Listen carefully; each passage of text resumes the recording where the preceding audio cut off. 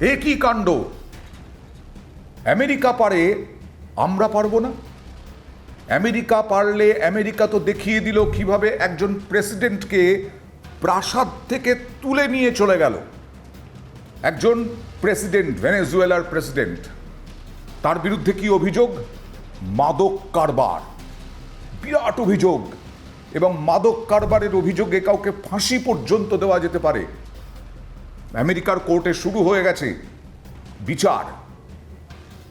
তার অভিযোগ, আমেরিকার অভিযোগ, তার ভিত্তিতে মাদুরোকে তুলে নিয়ে চলে যাওয়া হলো, তার স্ত্রী সহ। আর আমাদের এখানে পাকিস্তানে বসে, আমরা তো ঠিকানাও জানি মাসুদ আজাহার, হাফিজ সায়েদের, ওখানে বসে বসে ঘাঁটি গেড়ে জঙ্গি তৈরি করে দিনের পর দিন মানুষ মেরে যাচ্ছে, ভারতীয়দের মেরে যাচ্ছে, আমাদের দেশের নিরীহ নির্দোষ নিরস্ত্র মানুষকে মেরে যাচ্ছে। আমরাও পারি, যে কোনো মুহূর্তে আমরাও পারি এই হাফিজ সায়েদ, মাসুদ আজাহারদেরকে তুলে নিয়ে আসতে। পাহেলগাঁও হামলার পর আমরা দেখিয়ে দিয়েছি কিভাবে জঙ্গি ঘাঁটি ধ্বংস করতে হয়, শিরদাঁড়া গুঁড়িয়ে দিয়েছিলাম। কিন্তু এই জঙ্গিরা তো আর শুয়ে পড়বে না, জঙ্গিরা আবার কামড় দেওয়ার সে চেষ্টা করবে একেবারে মৃত্যুর আগে পর্যন্ত। ভারত ইতিমধ্যেই ঘোষণা করে দিয়েছে অপারেশন সিঁদুর চলছে, চলবে, এবং তা হচ্ছে জঙ্গি দমনের জন্য। আর যখনই এরপরে কোনো জঙ্গি আক্রমণ হবে, জঙ্গি হামলা হবে, তখন সেটাকে যুদ্ধ হিসেবেই ধরবে। আমাদের এখন যা ক্ষমতা, সামরিক দিক থেকে, অর্থনৈতিক দিক থেকে, আমরাও পারি নরেন্দ্র মোদীর নেতৃত্বে পাকিস্তান থেকে তুলে নিয়ে আসতে। কেন বারবার আমরা আক্রান্ত হব? মাসুদ আজাহার কেন এখনো চক্রান্ত করে যাবে? এই ভেনেজুয়েলার প্রেসিডেন্টের বিরুদ্ধে অভিযোগ, তিনি অভিযোগ নাও মানতে পারেন, কিন্তু মাসুদ আজাহার, হাফিজ সায়েদ, এরা জঙ্গি ঘাঁটি তৈরি করছে, এটা প্রমাণিত। ভারত বারবার জানিয়েছে, প্রমাণ দিয়ে জানিয়েছে, পাকিস্তান বারবার অস্বীকার করেছে। পাকিস্তান অস্বীকার করার কে? আসলে পাকিস্তানই তো জঙ্গিদেরকে আশ্রয় দিচ্ছে, এবং সেই জঙ্গিরা এখন বাংলাদেশের মাটি ব্যবহার করছে। তাহলে মোহাম্মদ ইউনূসকেও তুলে আনতে পারি আমরা, অন্তর্বর্তী যে প্রধান উপদেষ্টা, তাকেও আমরা তুলে আনতে পারি, এবং তাঁদের বিচার হবে এখানে ভারতে। শয়ে শয়ে মৃত্যু হয়েছে, শয়ে শয়ে মানুষ মারা গেছে, বিভিন্ন বিস্ফোরণ ঘটানো হয়েছে। 1999 সালে আমরা মাসুদ আজাহারকে ছাড়তে বাধ্য হয়েছিলাম কয়েকশো নিরীহ মানুষের প্রাণ বাঁচানোর জন্য। কিন্তু তারপরেও তো মাসুদ আজাহার, হাফিজ সায়েদ দেশের বিভিন্ন প্রান্তে বিস্ফোরণ ঘটিয়ে কয়েকশো কেন কয়েক হাজার মানুষকে মেরে ফেলেছে। আজকে দেখুন পাহেলগাঁওয়ে 2025-এ, ঠিক গত বছর হয়ে গেল দিল্লিতে বিস্ফোরণে, সেখানেও বেশ কয়েকজনকে মারা হলো। এবং জঙ্গি ঘাঁটি যে গড়েছে, জঙ্গিদের যে মগজ ধোলাই করছে, সেটা পরিষ্কার হয়ে গেল যে চিকিৎসক থেকে আরম্ভ করে বিভিন্ন স্তরের পেশার মানুষ, তারা পর্যন্ত মগজ ধোলাইয়ের কাজ করে যাচ্ছে জঙ্গিরা।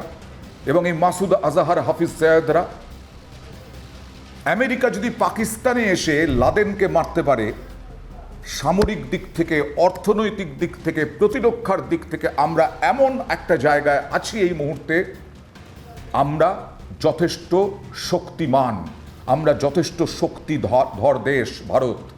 এই ভারতই পারে আগামী দিনে। আমরা আসলে, আমাদের বিদেশ নীতি আমাদের সংযমের নীতি, আমাদের বিদেশ নীতি আক্রমণের নীতি নয়, আমাদের বিদেশ নীতি অপেক্ষা এবং দেখার। আমাদের বিদেশ নীতি অবশ্য এখনকার পৃথিবীতে কতটা প্রাসঙ্গিক সেটা নিয়েও প্রশ্ন উঠতে পারে, কারণ বারবার আমরা পাকিস্তানের জঙ্গিদের হাতে আক্রান্ত হচ্ছি। এরপরে বাংলাদেশে হিন্দুদেরকে শেষ করে দেওয়া হচ্ছে। বাংলাদেশ থেকে হুমকি হুঁশিয়ারি আসছে কলকাতা দখলের, দিল্লি দখলের, পরমাণু বোমা হামলার। আইএসআই বাংলাদেশে ঘাঁটি গাড়ছে এবং সেখানে ভারত বিরোধী চক্রান্ত হচ্ছে। ভারতের উত্তর পূর্ব ভারতের জঙ্গি গোষ্ঠীগুলোর এখন ডেরা হয়েছে বাংলাদেশ, জামাত তীব্র ভারত বিদ্বেষ ছড়াচ্ছে, আর সেইখানে শাস্তির জায়গা তো একমাত্র ভারতে তুলে আনা, ভারতে নিয়ে এসে বিচার করা। मोदी जी हम आपको कह रहे हैं, आप पाकिस्तान में भिजवाकर जो मुंबई की सड़कों पर साजिश करने वाले 9/11 के जालिम लोग हैं, चाहे वो मसूद अजहर हो या फिर लश्कर तैयबा का वो जालिम शैतान हो, मोदी जी 56 इंच का सीना है तो भिजा कर उठाकर মাসুদ আজহারকে এই ভারত থেকে আমরা ছাড়তে বাধ্য হয়েছিলাম, সেই মাসুদ আজহারকে আমাদের এখানকার জেলে পুড়ে দেওয়া উচিত। আমরা পারি, আমরা এখন সেই শক্তি আমাদের হাতে আছে, কারণ 2014 সাল থেকে স্থায়ী সরকার আছে দিল্লিতে। প্রধানমন্ত্রী নরেন্দ্র মোদী বিভিন্ন দেশের সঙ্গে যোগাযোগ উন্নতি করার জন্য, সম্পর্ক উন্নতির জন্য বিভিন্ন জায়গায় ছুটে যাচ্ছেন। এবং সবথেকে বড় কথা আমাদের বৃহৎ গণতন্ত্র, এবং তার থেকেও বড় কথা আমাদের মধ্যে ঐক্যবদ্ধ আমরা। প্রত্যেকটা বিরোধী দল শাসক দলকে আক্রমণ করতে পারে, কিন্তু এই যে জঙ্গি আক্রমণ, আতঙ্কবাদী আক্রমণ, নির্বিচারে নিরীহ মানুষদের মেরে ফেলা, এইটার কোথাও প্রতিশোধ নেওয়ার এখন সময় এসেছে। কোথাও দেখিয়ে দিচ্ছেন ডোনাল্ড ট্রাম্প আমাদেরকেও পথটা। হতে পারে ডোনাল্ড ট্রাম্প ভুল করেছেন বা ঠিক করেছেন, এই নিয়ে বিতর্ক থাকতে পারে, কিন্তু আমাদের অবস্থান নিয়ে কি বিতর্ক থাকতে পারে? আমরা তো চোখের সামনে দেখছি, ঠিকানাও রয়েছে আমাদের। একজনের ঠিকানা মুরিদকে, আরেকজনের ঠিকানা বাহাওয়ালপুর। এই দুটো জায়গায় আমরা ধ্বংস করেছিলাম, ঘাঁটি মাটিতে মিশিয়ে দিয়েছিলাম, আবার ঘাঁটি করে উঠছে। এবং আবার হয়তোবা আবার জঙ্গি আক্রমণ হবে, কারণ জঙ্গিদের তো কোনো বিশ্বাস নেই, জঙ্গিদের কোনো রকম কোনো মায়া দয়া নেই। এই শীতে বিশেষ করে কাশ্মীরে বরফ পড়ার সুযোগে জঙ্গিদের অনুপ্রবেশ হয়। কে জানে আবার জঙ্গিদের অনুপ্রবেশ হচ্ছে কিনা বিভিন্ন দিক দিয়ে, কারণ চক্রান্ত তো হচ্ছে পাকিস্তান, বাংলাদেশে আর চীন, আরও একটি শত্রু দেশ।